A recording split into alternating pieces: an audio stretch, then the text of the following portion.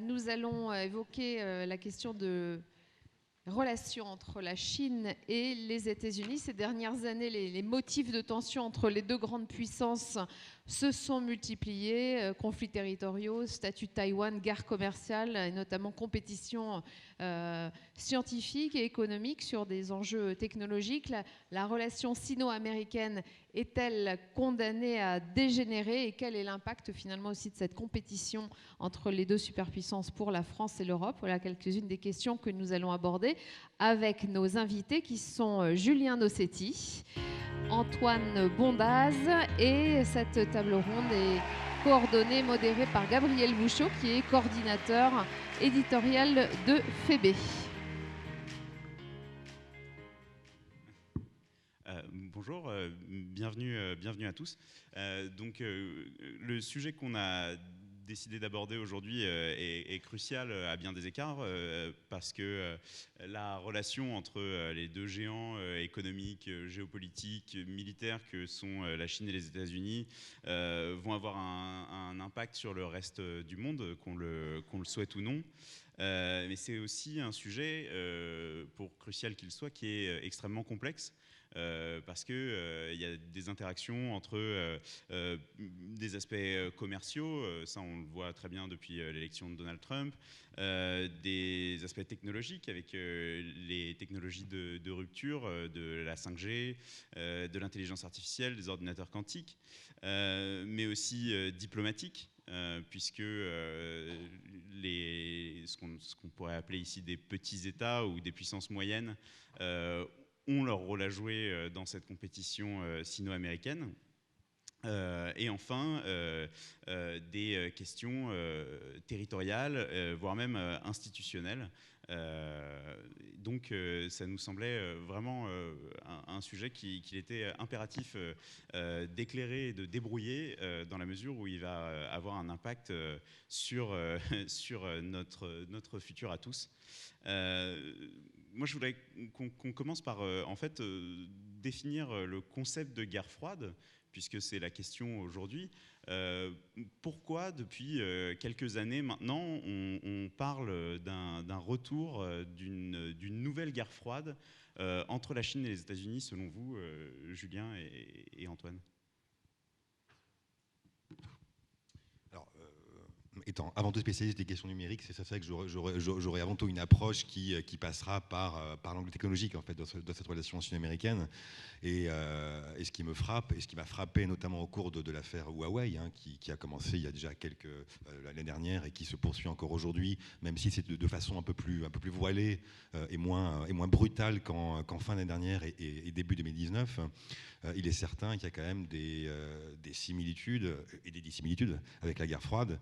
Et du point de vue des ressemblances, c'est d'abord de part et d'autre un discours très, très affirmé, parfois très martial, très brutal. On pense avant tout à Donald Trump qui, avec ses flopées de tweets postés à des heures très matinales ou très tardives, n'hésite pas à rendre public des positions très affirmées sur le plan technologique et sur la relation qu'il souhaite avoir avec la Chine. Et ça, c'est quelque chose de très frappant, même si déjà, à l'époque de Barack Obama, il y avait des tensions déjà très présentes avec la Chine. Et ce qu'on a pu connaître avec Huawei il y a quelques mois était déjà manifeste, même si de façon beaucoup plus discrète, sous Barack Obama. On se souvient que Huawei et même ZTE étaient passés au crible déjà par le Congrès américain. Huawei qui avait été accusé d'avoir subtilisé des brevets, notamment de Cisco, si ma mémoire est bonne, il y a à peu près 15 ans. ZTE avait ensuite voulu, à la fin des années 2000, acquérir des infrastructures aussi technologiques sur la côte Est aux États-Unis, avait été bloqué quelques mois après par le Congrès. Donc encore une fois, c'est quelque chose qui ne date pas de tout récemment, de la période Trump, mais qui remonte à un peu plus longtemps. Voilà, donc ça c'est le discours et la réaction américaine. Et du côté chinois, on est là très clairement, et ça Antoine aura évidemment un regard aussi très informé là-dessus, une volonté de rattrapage technologique très poussée de la part de la Chine, pas seulement en matière numérique, de 5G, de cybersécurité, d'intelligence artificielle, de spatial, etc. Mais ça va dans tous les domaines. Hein. Ça va de la quantique à la médecine la plus avancée, etc. Et ça, ces velléités de rattrapage technologique chinoise, ces velléités de puissance aussi, elles sont affirmées de façon décomplexée. C'est vraiment le terme, je pense, qui convient le mieux à ces ambitions chinoises. Et c'est cette attitude très décomplexée qui aussi suscite une profonde crainte en fait de la part des Américains, notamment sous Donald Trump, parce que avec comment dirais-je, l'évolution de la mandature de Xi Jinping au pouvoir depuis 2013, il y a quand même comment dirais-je, un durcissement à la fois en interne et à l'international avec une affirmation sans phare des ambitions chinoises. Et du point de vue technologique, et je conclurai là-dessus, ça se manifeste par l'annonce d'investissements records via des plans, là aussi, très cadrés.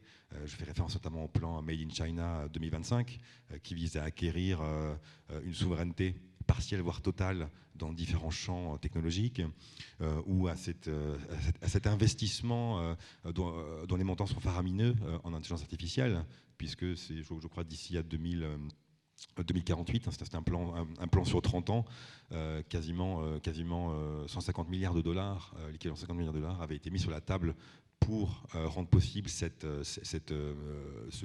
futur leadership chinois. Pardon. Donc ça, c'est quelque chose qui frappe aussi parce qu'il y a aussi toute une symbolique derrière les budgets annoncés, et ça participe aussi du durcissement des relations entre Chinois et Américains. Pour revenir vraiment sur le concept même de guerre froide, je pense qu'on est dans une situation qui est évidemment extrêmement différente. Alors, guerre froide, c'est un concept, c'est vendeur, puisque c'est un concept que tout le monde connaît, mais il faut vraiment différencier la compétition aujourd'hui sino-américaine de ce qui était la compétition entre les États-Unis et l'Union soviétique.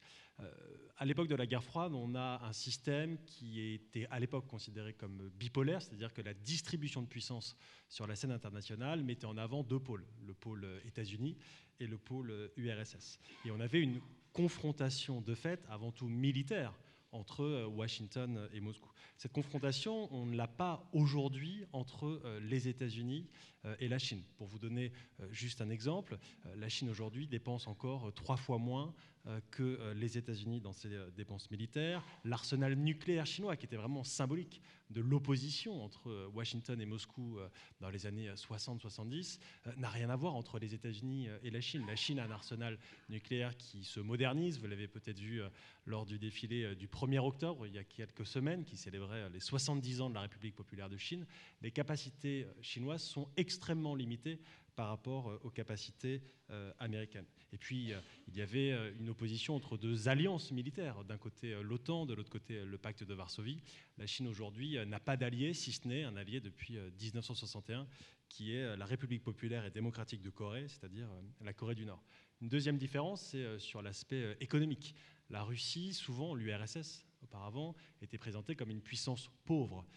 L'URSS n'a jamais représenté plus que 2/3 du PIB des États-Unis, alors que la Chine aujourd'hui, si on prend en termes de parité pouvoir d'achat, est déjà la première puissance économique mondiale en termes purement de PIB, et en termes de PIB nominal le sera probablement dans les 5 à 10 ans à venir. Et puis surtout, on a une interdépendance entre les États-Unis et la Chine qui n'existait pas à l'époque de la guerre froide. Donc l'aspect en réalité un peu statique est différent. La grande différence, et ce qui inquiète à Washington, et aujourd'hui à Washington, et notamment depuis plusieurs mois, vous avez entre guillemets cette paranoïa sur la Chine. Alors c'est pas un sujet nouveau, hein. Les écrits sur la Chine, les inquiétudes vis-à-vis de la Chine remontent au moins à la fin des années 90 et tout simplement à la fin de la guerre froide. C'est-à-dire que l'URSS n'était plus un pôle, les États-Unis étaient considérés comme la superpuissance ou le seul pôle. On parlait à l'époque de moments unipolaires. Et ce que les Américains prévoyaient, c'était qu'un nouveau pôle arrive et que le pôle, c'était non plus la Russie, mais la Chine. Et c'est cette dynamique, en fait, qui est extrêmement inquiétante du côté américain. Pour vous donner juste un chiffre, entre 1998 et 2018, le budget militaire de la Chine a été multiplié par 8.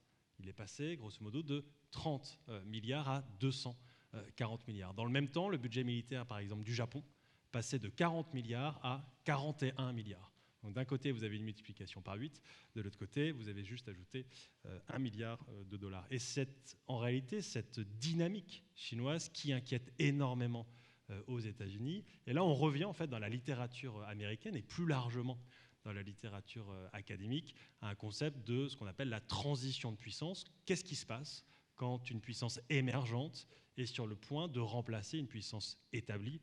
On en reparlera peut-être tout à l'heure. Et c'est ça vraiment le moteur aujourd'hui de l'inquiétude aux États-Unis. Et de la même façon, du point de vue chinois, la grande question qui se pose, c'est de résoudre ce qu'un universitaire chinois, Yan Xuetong, qui est un des doyens de l'université Tsinghua et qui est réputé proche de Xi Jinping, qualifie de dilemme de l'émergence. Comment la Chine va faire pour poursuivre son émergence et devenir la première puissance, non seulement économique, mais la puissance dans tous les domaines au monde, en évitant que les États-Unis, ses alliés et ses partenaires, n'empêchent cette poursuite de l'émergence chinoise. Et de la même façon, de nombreux écrits au sein du Parti communiste chinois aujourd'hui traitent non seulement de cette question, mais surtout de la survie du Parti communiste chinois. Et je conclurai juste en citant Xi Jinping qui, dans un discours de janvier 2018 auprès des nouveaux membres du comité central du Parti communiste chinois, c'est pourquoi on le cite récemment, puisqu'en réalité le discours a été entre guillemets déclassifié il y a quelques semaines. Il a été publié dans une revue qu'on appelle Zhouche, qui est la principale revue du Parti communiste chinois, donc un discours d'il y a déjà plus de 18 mois. Et il dit quelque chose d'extrêmement intéressant. En fait, il s'inspire de l'effondrement des différentes dynasties chinoises, et puis il compare le Parti communiste chinois au Parti communiste de l'Union soviétique. Et il y a une phrase et une expression extrêmement claire qui est « avec 200 000 membres, le Parti communiste de l'Union soviétique a pris le pouvoir. Avec 2 millions de membres, il a défait Hitler. Avec 20 millions de membres, il n'a pas pu garder le pouvoir et il s'est effondré. » Et l'enseignement que Xi Jinping veut donner aux membres du parti, c'est-à-dire que si la Chine veut poursuivre son émergence, il faut que le parti garde sa cohésion, que le parti garde toute son importance. C'est peut-être quelque chose et un thème que l'on reparlera dans les minutes qui viennent. Et c'est peut-être aussi cela qui insiste et qui crée une incertitude et une inquiétude aux États-Unis, qui est que la Chine, tout comme l'URSS à l'époque, n'est pas une démocratie, est un système autoritaire dirigé par un parti unique. Et ça, évidemment, les relations entre une démocratie américaine et un régime autoritaire chinois posent d'autres problèmes que simplement le rattrapage de la Chine. Oui. Je vais juste rebondir très rapidement sur un point soulevé par Antoine, qui est celui de l'interdépendance entre Chine et États-Unis. Et ça, sur le plan numérique et technologique plus largement, ça a été, je pense, très largement sous-estimé. Et c'est ce qui fait nuancer, justement, à raison, toutes ces métaphores au sujet de la guerre froide, etc. L'interdépendance technologique sino-américaine, c'est une réalité, et y compris au plus fort des tensions entre les deux pays. Vous avez des laboratoires de recherche en IA ou dans nos domaines extrêmement avancés de sociétés américaines en Chine, des coopérations aussi avancées de sociétés comme Amazon ou Facebook dans des universités chinoises, y compris Tsinghua, comme l'a mentionné Antoine tout à l'heure. Donc c'est quelque chose qui est une réalité, y compris aussi les flux de scientifiques et de développeurs et de start-upers chinois en Californie, la Silicon Valley, qui se sont certes taris en raison notamment des tensions politiques, mais aussi des restrictions à l'immigration qui ont été posées par l'administration de Trump quand il est arrivé au pouvoir. Mais cette indépendance, elle est quand même très très forte, et on en a pris conscience peut-être très tardivement, en particulier au cours de l'affaire Huawei, quand on a médiatisé l'affaire des semi-conducteurs, en fait, hein, donc des puces électroniques qui sont omniprésentes dans tous nos appareils connectés. En particulier le smartphone, et ça c'est quelque chose qui a attiré, je dirais, l'oreille des Américains et des Européens, parce que jusqu'à présent c'était une industrie qui était pour le moins pas attrayante entre guillemets, et qui était vraiment pas connue. Or c'est une des industries les plus mondialisées qui soit, avec des passerelles vraiment très étroites entre acteurs privés, chinois, taïwanais, américains, européens. Donc ça c'est quelque chose qui a vraiment pris la lumière, je dirais, au cours de l'année écoulée. Et pour clore, ce que je voulais dire aussi sur la question de la guerre froide, moi ce qui m'a frappé, enfin ce qui me frappe, c'est qu'aussi les Américains ont tendance à employer, voire à abuser toutes ces métaphores de la guerre froide. Et là je fais référence à un discours discours fleuve d'Hillary Clinton en 2010, qui était à l'époque secrétaire d'État de Barack Obama, qui avait parlé d'abolir les frontières numériques, en faisant référence évidemment à la Chine, qui avait développé tout un système de contrôle numérique en son sein. Donc ça c'est frappant, parce que quand on analyse la situation 9 ans plus tard, en 2019, il n'est plus question de comment dirais-je, de discours de ce type, ni de discours sur la censure d'un pays, la Chine, mais il est question d'un décret présidentiel passé par Donald Trump en début d'année, et d'un contexte aussi de très forte rivalité technologique. Donc tout ça, en fait, je le dis pour à la fois fortement relativiser ce discours sur la guerre froide, mais en même temps de souligner aussi certains points de friction qui peuvent rappeler quand même certains épisodes des précédentes décennies. Mais c'est très intéressant ce que vous dites tous les deux sur l'interdépendance. Après tout, c'est de la sagesse populaire. C'est Montesquieu qui disait que l'effet naturel du commerce, c'est de porter à la paix. Et pourtant, alors que l'interdépendance est aujourd'hui extrêmement forte entre ces deux États, les discours de compétition, voilà, du côté de la Chine, c'est devenir la première puissance en termes technologiques, mais aussi en termes diplomatiques. De l'autre côté, c'est aux États-Unis la volonté de garder sa prééminence face à un nouvel adversaire sur la scène internationale. Est-ce que les deux ne sont pas en apparence un peu paradoxaux finalement? Pourquoi ces deux États ne se satisfont pas de la relation qu'ils ont aujourd'hui? Ça semble vraiment incompréhensible. Je pense qu'une des raisons principales, c'est, encore une fois, cet aspect de dynamique. Et ça, c'est quelque chose en Europe qu'on a peut-être de moins en moins. Le taux de croissance chinois entraîne en réalité la hausse des dépenses militaires et l'évolution du rapport de force sur le plan international. Si on prend, pour rebondir sur ce que disait Julien sur l'aspect purement scientifique, la Chine, il y a encore 40 ans, était tout sauf une puissance scientifique.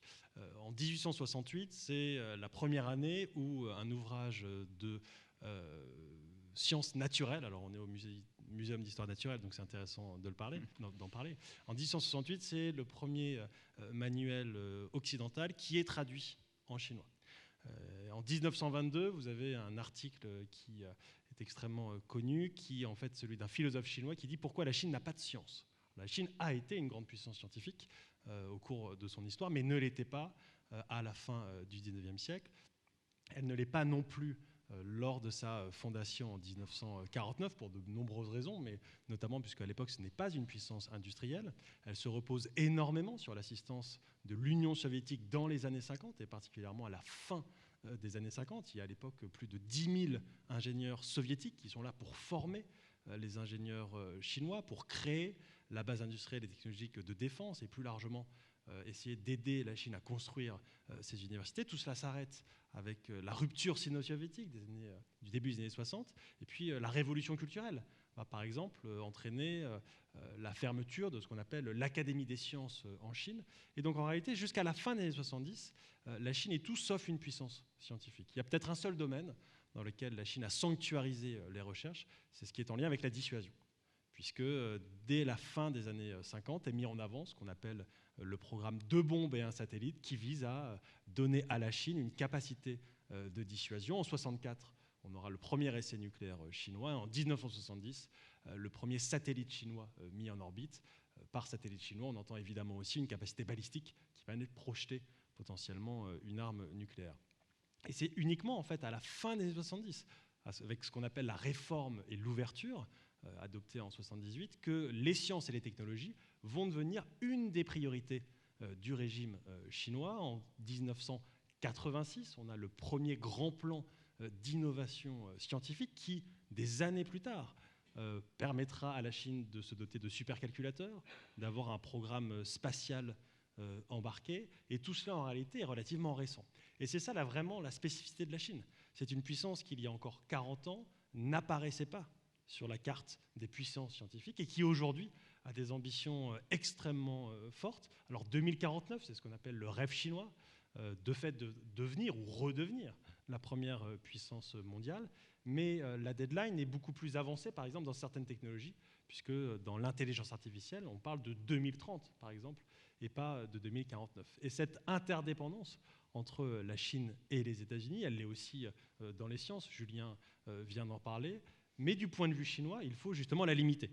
La Chine a fortement bénéficié de cette interdépendance avec les États-Unis. On parlait il y a un peu moins de 10 ans de chimérica, l'idée qu'on avait une symbiose entre l'économie chinoise et l'économie américaine. Du point de vue chinois aujourd'hui, il faut réduire cette interdépendance, et ça c'est extrêmement important. C'est-à-dire réduire la vulnérabilité de la Chine à ses importations, notamment on parlait de microprocesseurs, qu'ils soient américains, taïwanais ou japonais, et plus largement que la Chine devienne non plus seulement une puissance qui va suivre les règles et les normes internationales, mais qui va aussi créer ses propres règles, ses propres normes. Et quand je parle de règles et de normes, je parle dans le secteur économique. Par exemple, l'objectif de la Chine, à travers la 5G, et c'est pour ça que Huawei et la 5G sont en soi emblématiques, c'est que c'est l'un des premiers domaines dans lequel la Chine entend ne plus être une puissance qui va suivre les puissances occidentales, mais être une puissance qui va non seulement innover, mais qui va être aussi celle qui va faire les normes de référence. Que les normes de référence en 5G ne soient plus forcément des normes occidentales, elles avaient pu être européennes, américaines ou japonaises, mais que ce soit enfin des normes chinoises. Et l'objectif de la Chine, c'est en réalité d'assurer d'une certaine façon un découplage partiel avec les puissances occidentales pour, encore une fois, réduire son exposition, puisque c'est considéré comme une vulnérabilité. Et en cela, le plan Made in China 2025 vise avant tout, non pas à faire de la Chine la première puissance industrielle au monde, mais à réduire cette dépendance chinoise aux importations étrangères. Et la Chine est dans de nombreux domaines encore en retard. Si on prend par exemple la robotique, la Chine dépend encore énormément de ses importations, que ce soit de robots ou plus largement de technologies. Et c'est ça vraiment le défi pour la Chine aujourd'hui. Ce qui fait peur, c'est le potentiel de la Chine. La réalité aujourd'hui de la recherche chinoise, elle est plus limitée.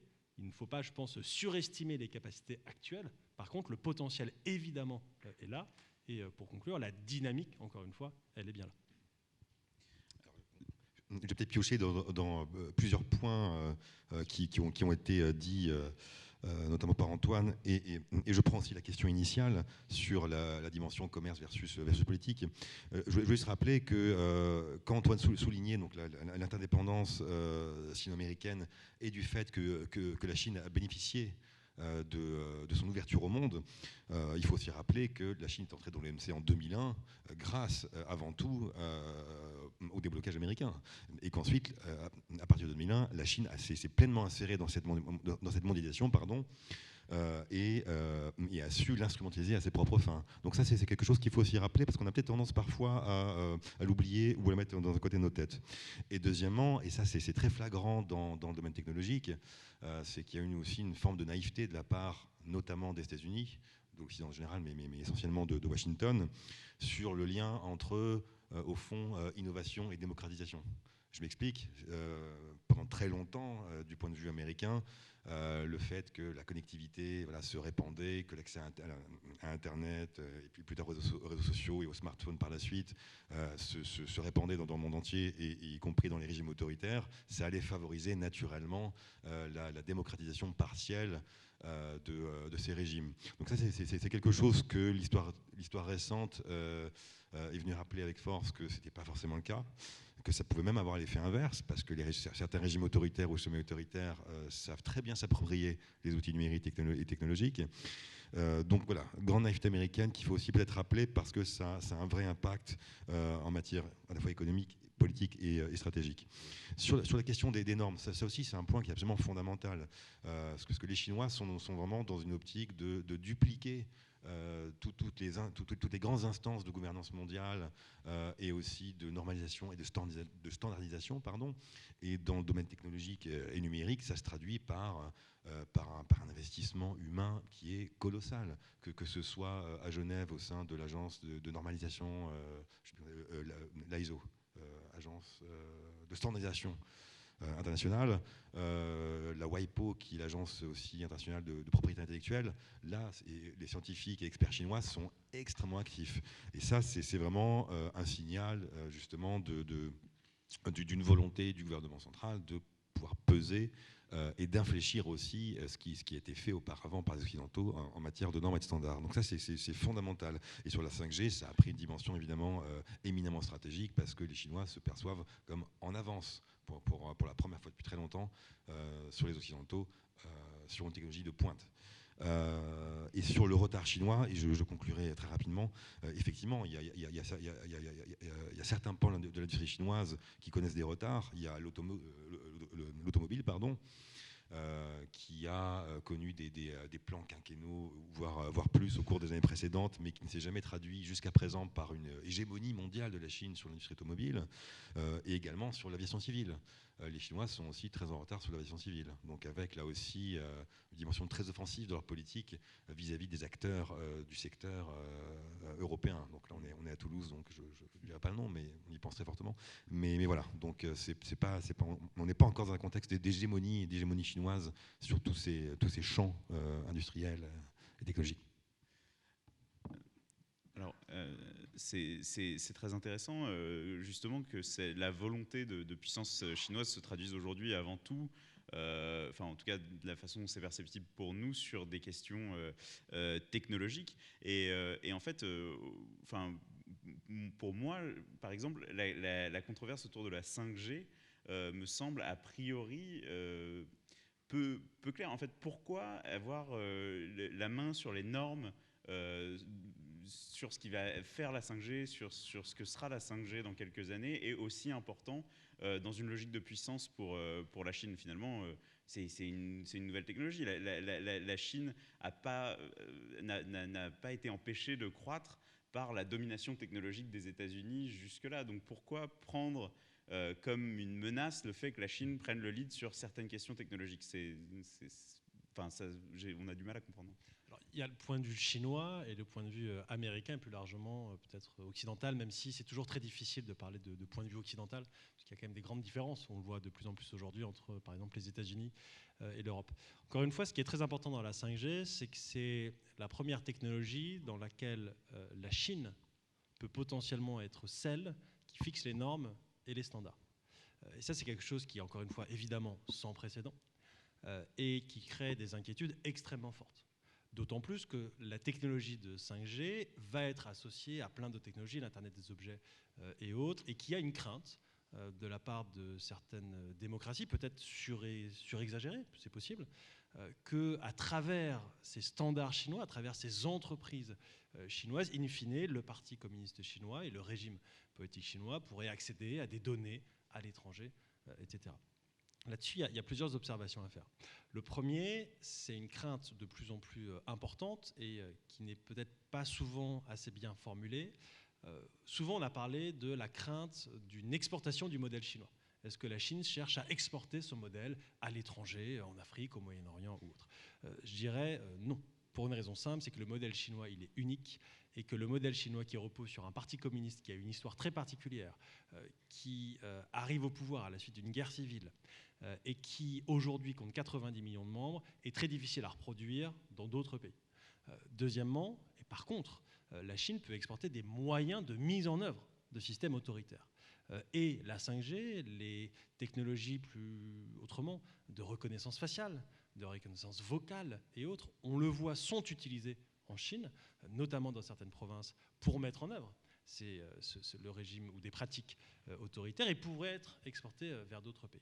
Pour revenir vraiment sur la question de la 5G et la question de Huawei, Huawei, c'est de fait une success story chinoise, il faut le reconnaître, qui a été aidée par le régime politique chinois, mais de la même façon que d'autres entreprises, que ce soit aux États-Unis ou en Europe, ont pu être aidées d'une façon ou d'une autre par les gouvernements. Ce qui est très important, c'est qu'encore une fois, on a une opposition frontale sur Huawei, que Huawei a fixé l'attention internationale et que sur le plan politique, on en a fait un marqueur politique. Et par exemple, il y a un an, on parlait de Huawei, mais assez peu. Et je vais vous raconter juste un petit événement. À l'époque, l'Union européenne et les pays membres de l'Union européenne ne s'étaient pas prononcés sur Huawei et sur la 5G. Moi, j'étais en octobre de l'année dernière à l'université de Tsinghua pour un séminaire avec Européens et Chinois sur les questions de coopération sino-européenne et a été abordée la question de la 5G. Le point de vue chinois à l'époque, c'était de dire les Européens ont des intérêts qui sont avant tout économiques. Huawei s'implantera en Europe et jamais vous n'oserez vous opposer à Huawei ou au fait que la Chine cherche à fixer les normes de la 5G, puisque vous avez trop à perdre et que votre interdépendance économique est trop importante. Le conseil que j'avais donné à l'époque à l'université de Tsinghua, c'est de dire faites bien attention, et je pense que ne surévaluez pas cet argument. Ce qui s'est passé quelques semaines après, c'est que le premier pays à avoir critiqué la Chine sur la 5G, ce n'était pas la France, le Royaume-Uni ou l'Allemagne, qui aujourd'hui sont très actifs, c'était la Pologne. Et ça a été une grande surprise en fait, de la Chine, qui n'a pas compris pourquoi, du jour au lendemain, la Pologne a été le premier pays de l'Union européenne, qui a pourtant des relations économiques très étroites avec la Chine, à avoir dégainé, entre guillemets, cette crainte sur Huawei. La réponse, elle est simple, c'est que derrière, les États-Unis ont fait pression sur les pays d'Europe centrale, de la même façon qu'ils en ont parlé à l'ensemble, en réalité, des pays de l'Union européenne, pour mettre en avant cette question. Et l'argument américain, il est assez simple. Il est de dire, très bien, pour les Polonais, pour les pays baltes, votre menace principale, c'est la Russie. Votre garantie de sécurité principale, elle repose sur l'OTAN et sur les États-Unis. Notre conseil, c'est que par moment, il faut suivre, non pas les intérêts américains, mais faire en sorte que nos inquiétudes, les inquiétudes américaines sur la Chine, soient prises en compte par ces pays. Et c'est ce qui explique pourquoi les pays de l'Europe centrale ont été les premiers à dégainer, entre guillemets, sur Huawei. Et ça, c'est quelque chose qui n'avait pas été prévu par les Chinois. Les Chinois considéraient que cette interdépendance économique était suffisante et que les questions de sécurité pure, et notamment de lien d'alliance entre la Pologne et les États-Unis, n'auraient pas un impact important. C'est le contraire qui s'est passé. Et il y a une prise en compte aujourd'hui de ces intérêts américains et plus largement au niveau européen, parce que ce serait extrêmement simpliste de dire que les Européens se sont réveillés uniquement parce que les Américains l'ont demandé. Il y a une vraie question de marché. Il y a aussi une dimension, au-delà de la dimension politique et stratégique, une dimension purement économique. Lorsque vous êtes le pays ou l'entreprise d'où vous veniez, qui fixe les normes et qui fixe les standards, ça vous donne un avantage économique. Et les entreprises européennes ont beaucoup de choses à perdre. Ericsson et Nokia ont, sur les questions de 5G, de connectivité, des intérêts qui n'ont peut-être pas souvent été suffisamment mis en avant. Et ça, c'est une dimension extrêmement importante. Et juste pour conclure, puisque c'est aussi ce que fait FEB chaque semaine à travers la publication de recensions, d'articles, d'ouvrages et autres. Il y avait un article qu'on avait recensé il y a quelques mois sur justement la question de ces normes internationales. Et un article extrêmement intéressant qui avait été publié par le Washington Quarterly au début de l'année, qui comparait aujourd'hui États-Unis-Chine à empire britannique et Allemagne de début du XXe siècle. Sur la question à l'époque de la radio. C'est-à-dire quel empire, est-ce que c'était à Londres ou à Berlin, qu'on allait fixer les normes en termes de radio et de fréquences radio, de transmission, etc. Et il y avait eu une opposition extrêmement forte. Les Allemands avaient essayé de court-circuiter, entre guillemets, cette hégémonie britannique dans les secteurs des transmissions. Et c'est aujourd'hui ce qui est de fait en train de se passer et ce qui a commencé entre les États-Unis et la Chine, c'est-à-dire cette opposition pour fixer, encore une fois, les normes et les standards. Merci. Alors, je reprends aussi certains points dont le départ de la question, donc sur l'importance ou pas de la 5G dans la politique internationale et dans les relations entre Chine et États-Unis. Alors là aussi, c'est très complexe parce qu'au fond, alors, peut-être un petit peu moins que l'IA, la 5G, elle est quand même vectrice de propos très polarisés, enfin de discours assez ambivalents et qui peuvent aussi brouiller un petit peu les perceptions de part et d'autre. Et là, on est, je dirais, un peu pris entre deux feux, entre d'un côté une lecture, alors je ne vais pas dire décliniste, parce que ça serait peut-être, voilà, mais du moins une approche qui met l'accent sur le fait que tout va changer, qu'on s'expose à des menaces terribles, potentiellement vectrices de conflits ouverts, et de l'autre côté une lecture qui met vraiment l'accent sur la création de valeur. Donc là, ça va être le discours notamment des grands cabinets de conseil, voilà, donc je ne donne pas les noms, on les connaît tous, mais entre les deux, c'est extrêmement difficile de s'y retrouver. Pour être très schématique, et la 5G, un peu comme l'IA à certains égards, voilà, est un peu encore aujourd'hui très malléable. C'est encore un sujet qui est assez délicat d'appréhender.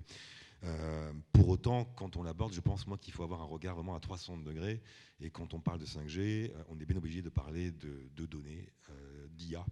Parce que l'IA sans 5G, c'est moins performant, évidemment, de parler d'algorithmes, etc. Donc du coup, il y a tout un champ des possibles qui s'ouvre au fond quand on parle de 5G, ce qui rend ce domaine extrêmement complexe, y compris dans la relation sino-américaine, bien évidemment.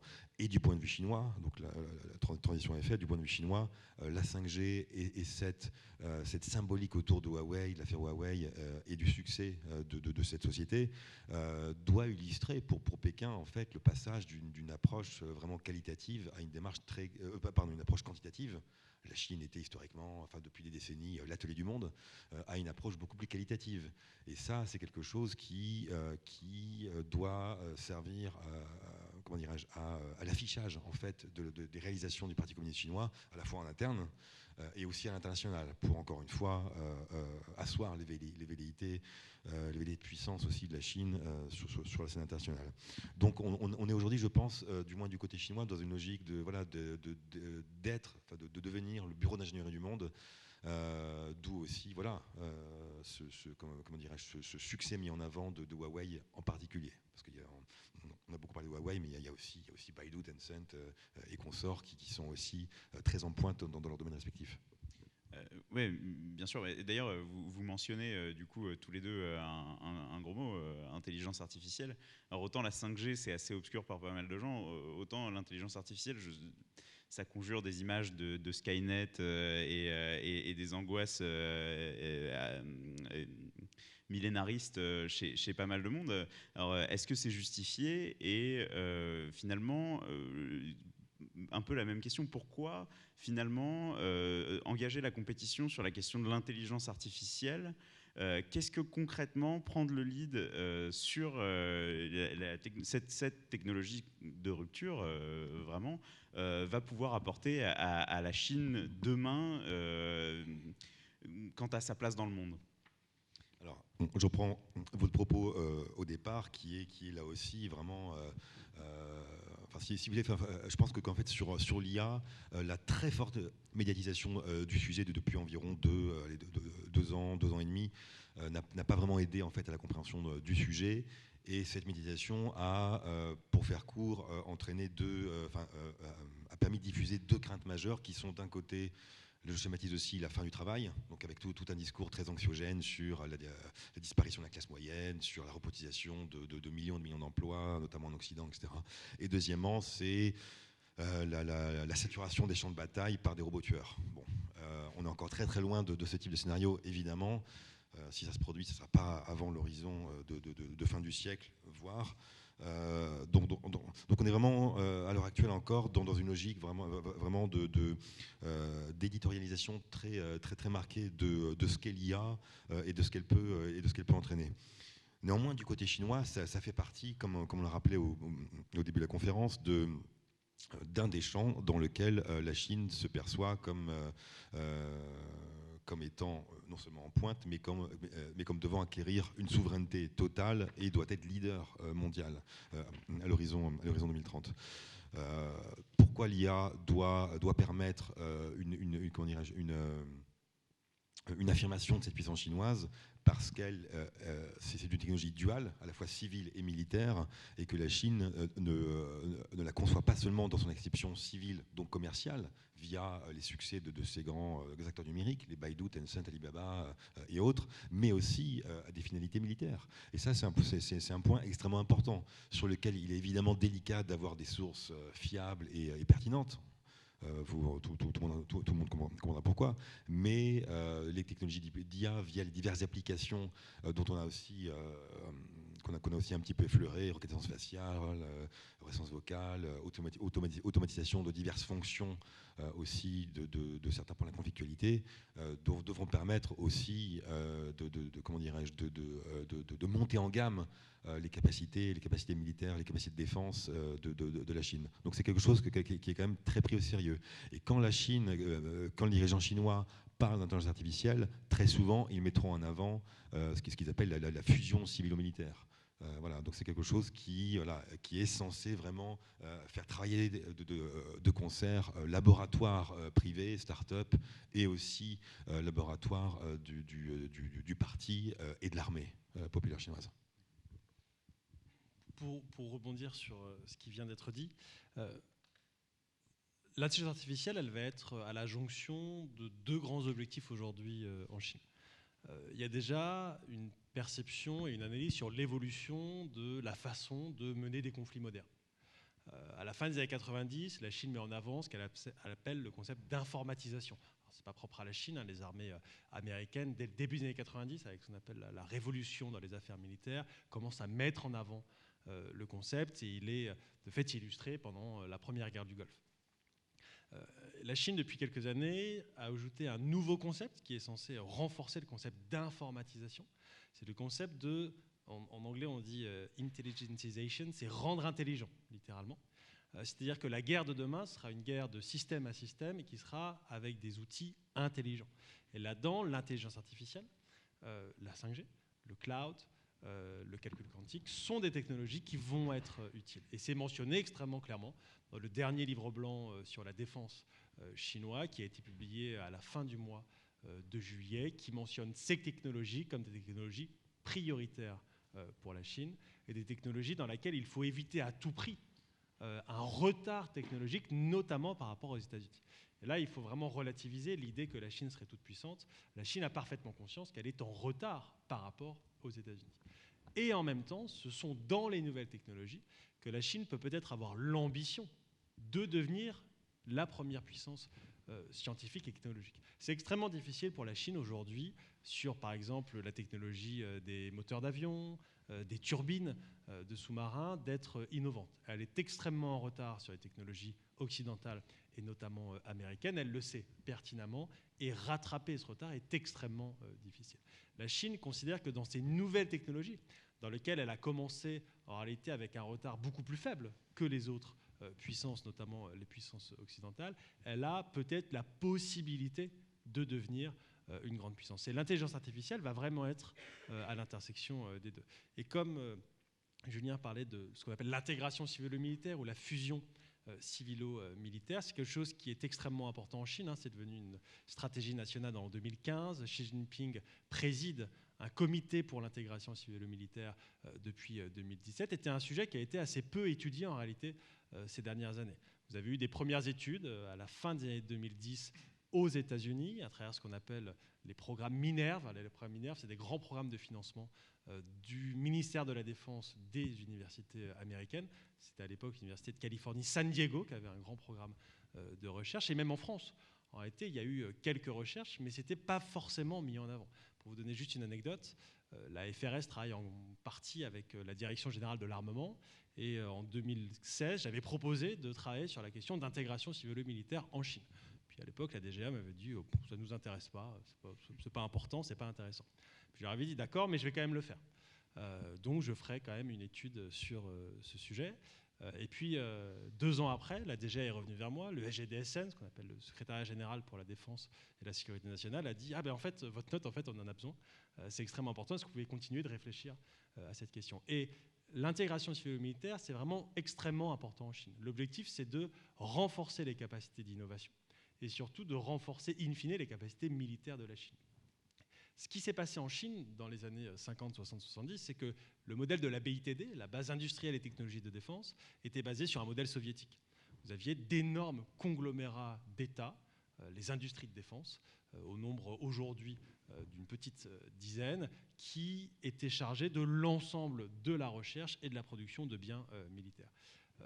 Cette industrie de défense, elle va, à la fin des années 70, à l'époque de la réforme et l'ouverture que je mentionnais précédemment, être consacrée en partie à la production de biens civils.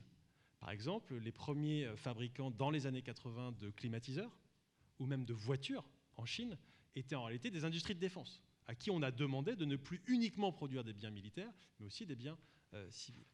La grande différence ces dernières années, c'est qu'aujourd'hui, on a une évolution du tissu industriel et économique en Chine. On a aujourd'hui des industries qui ne sont pas des entreprises d'État, qui sont des entreprises privées, qui sont extrêmement compétitives et extrêmement innovantes. Et deuxièmement, on a des entreprises civiles donc privées et civiles, qui sont extrêmement compétitives. Et par exemple, sur l'intelligence artificielle, la question de la fusion civilo-militaire va être extrêmement mise en avant. Aujourd'hui, la Chine a 5 priorités dans l'intelligence artificielle et les grands conglomérats privés, que ce soit Baidu, Alibaba, Tencent, sont responsables d'un des segments.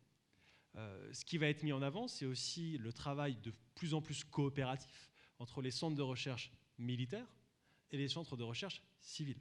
Alors, ça se faisait en partie avant, mais le système, en réalité, politique chinois n'est pas toujours extrêmement efficace. Et il n'est pas forcément propice, de fait, à l'innovation.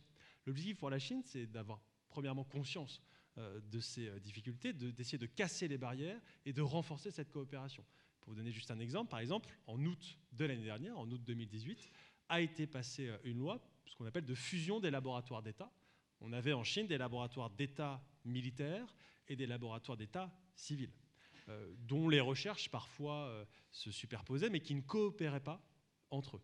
Une fois, les laboratoires d'État militaires étaient gérés par ce qu'on appelle la commission militaire centrale et des organes au sein de la commission militaire centrale, et évidemment ne voulaient pas du tout coopérer avec des centres de recherche civils qui dépendaient soit du ministère de l'Enseignement, soit du ministère des Sciences et des Technologies. Ce qui s'est passé en août 2018, c'est que cette nouvelle loi force ces laboratoires d'État, militaires et civils, à partager leurs données, à partager leurs infrastructures et leurs installations de recherche, et à partager leurs talents. Ça ne veut pas dire aujourd'hui que cette intégration civilo-militaire, cette fusion civilo-militaire, elle est totale en Chine. Elle est beaucoup plus avancée, pour être très honnête, aux États-Unis ou en France. Mais c'est en tout cas un objectif extrêmement clair de la Chine pour renforcer ses capacités d'innovation. Et on le voit dans des domaines clés, c'est en partie extrêmement efficace. Mais quand à vous écouter tous les deux, on sent quand même que, et je propose que ce soit voilà, une réflexion pour conclure cet échange, on a le sentiment qu'il y a quand même une course aux armements qui est caractérisée en particulier par l'intelligence artificielle, mais puisque on prend extrêmement à cœur l'intelligence artificielle dans la mesure où c'est une technologie qui va être très utile dans le domaine militaire et que on assiste à une compétition à ce niveau-là entre la Chine et les États-Unis. Est-ce qu'on pourrait se dire que c'est une course à l'armement similaire à celle qu'il y a eu sur l'arme atomique entre l'URSS et les États-Unis dans les années 40-50 ou non? Sur le concept même de course à l'armement, aujourd'hui, il n'y a pas de course à l'armement entre la Chine et les États-Unis. Même pas au sujet aujourd'hui, de l'intelligence l'augmentation du budget militaire de la Chine, il dépend avant tout du développement économique de la Chine. La Chine aujourd'hui dépense 1,9% de son PIB pour ses dépenses militaires. C'est beaucoup moins qu'il y a 20 ou 25 ans. La part du budget militaire dans les dépenses de l'État, du gouvernement, est en train de chuter. Cependant, évidemment, cette croissance économique a conduit la Chine à moderniser et à accroître considérablement son appareil militaire. Pour vous donner juste un exemple, je vous parlais tout à l'heure des budgets, mais là, je vais vous parler de quelque chose de plus concret, par exemple, le tonnage de la flotte chinoise, de la marine chinoise. Entre 2014 et 2017, la Chine a mis à l'eau, en termes de tonnage, l'équivalent de la flotte française et de la flotte italienne réunies, entre 2014 et 2017. Donc, évidemment, sur le papier, la croissance des capacités, le développement des capacités militaires chinoises est considérable. Cependant, les dépenses de la Chine sont encore relativement limitées. Et je ne dis pas ça pour rassurer, c'est potentiellement une source d'inquiétude, justement. C'est que si la Chine, demain, considérait que développer son appareil militaire devenait une priorité plus importante que développer son système de protection sociale ou autre, la Chine aurait potentiellement les moyens, pour le coup, comme l'URSS en son temps, de faire exploser ses dépenses militaires. Aujourd'hui, les États-Unis, par exemple, dépensent entre 3,5 et 3,7% de leur PIB pour leurs dépenses militaires. C'est pour ça qu'on arrive à des chiffres extraordinaires de 700 milliards de budget de défense. La Chine, demain, pourrait, sur 5-10 ans, chercher à doubler, par exemple, la part de ses dépenses militaires en termes de PIB. Et là, on arriverait, effectivement, en quelques années, à un budget militaire de 500 milliards de dollars et autres. Donc je pense qu'on n'est pas dans une course de l'armement. Il ne faut pas l'exclure. C'est en tout cas pas l'optique de la Chine à court terme. Ce qui est sûr, par contre, c'est que dans certains domaines, notamment l'intelligence artificielle et autres, la Chine progresse. La Chine n'est pas encore au niveau des États-Unis, mais la Chine a des objectifs a des ambitions, et c'est ça qui, évidemment, est une source d'inquiétude à Washington. Je vois que j'ai très peu de temps pour avoir une partie du mot de la fin. Alors c'est certain, enfin, là j'abonde totalement dans le sens d'Antoine sur au fond l'effet de halo qui entoure aussi tout ce discours américain, notamment des officiels, des think tanks, notamment les centres de recherche américains sur cette menace chinoise. La Chine qui avance toujours, et sur le plan technologique, ça se traduirait par une hégémonie à court terme. Donc ça, c'est sûr qu'il faut aussi prendre un peu de pincette avec ce type de narratif qui correspond à une certaine réalité sur les ambitions chinoises qui sont évidemment réelles, mais sur la concrétisation de ces ambitions, il faut aussi rester assez prudent. Ce qui est certain, et là je terminerai sur l'Europe, c'est que, notamment au plan technologique, cette rivalité sino-américaine, elle a en partie pour théâtre l'Europe. Ce qui s'est matérialisé notamment au cours de l'affaire Huawei. L'Europe a été le théâtre de ses ambitions, parce que du côté américain, il s'agit toujours de conserver l'Europe dans le giron numérique et technologique américain, alors que du côté chinois, il s'agit évidemment de grappiller des parts de marché et aussi de replacer l'Europe dans le projet chinois des nouvelles routes de la soie, parce que ce projet de nouvelles routes de la soie a un volet numérique considérable, et par l'implantation de data centers, de câbles sous-marins, de services cloud et de l'expansion des géants chinois numériques, il s'agit aussi de faire de l'Europe une forme de, alors je ne vais pas dire de colline numérique parce que le terme est un peu éculé aujourd'hui, mais du moins d'annexe au fond, voilà, sur ce plan numérique. Donc c'est peut-être pas un propos final très optimiste d'ailleurs pour l'Europe, je m'en excuse, mais c'est pour dire que en Europe on est aussi l'objet de ces tensions sino-américaines. Absolument. Merci beaucoup à vous deux. Merci, on peut les applaudir, Julien Nossetti, Antoine Bondaz et Gabriel Bouchot. Merci à tous les trois.